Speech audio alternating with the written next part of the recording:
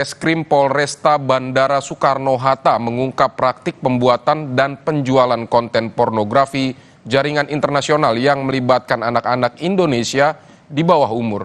Dalam kasus ini, polisi bekerja sama dengan Biro Investigasi Federal Amerika Serikat atau FBI dan menangkap 5 orang pelaku.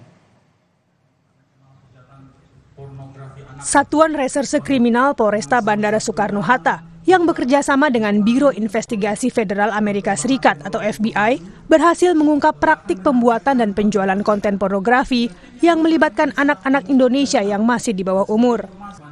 Dari pengungkapan ini, petugas menangkap 5 orang tersangka, masing-masing berinisial HS, MA, AH, KR, dan NZ. Setidaknya 8 anak menjadi korban kekerasan seksual dan produksi video pornografi anak sesama jenis. Korban merupakan anak laki-laki di bawah umur yang masih berusia 12 hingga 16 tahun. Konten pornografi yang diproduksi itu dijual oleh pelaku hingga ke mancanegara dengan harga 50 hingga 100 dolar Amerika per kontennya. Para tersangka sudah memproduksi foto porno sebanyak 1.000 lebih dan video porno sebanyak 3.000 lebih dan sudah disebarluaskan ke mancanegara. Untuk di luar negeri saja menggunakan platform PayPal itu dijual dengan harga 50 sampai 100 US dollar, ya. Dan untuk di Indonesia sendiri itu dijual sampai harga 300.000.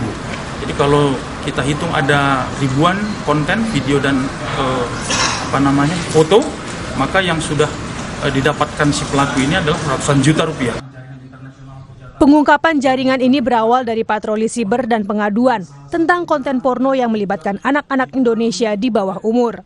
Untuk mengungkap kasus ini, polisi bekerja sama dengan Satuan Gugus Tugas Kekerasan Seksual yang ada di Amerika Serikat.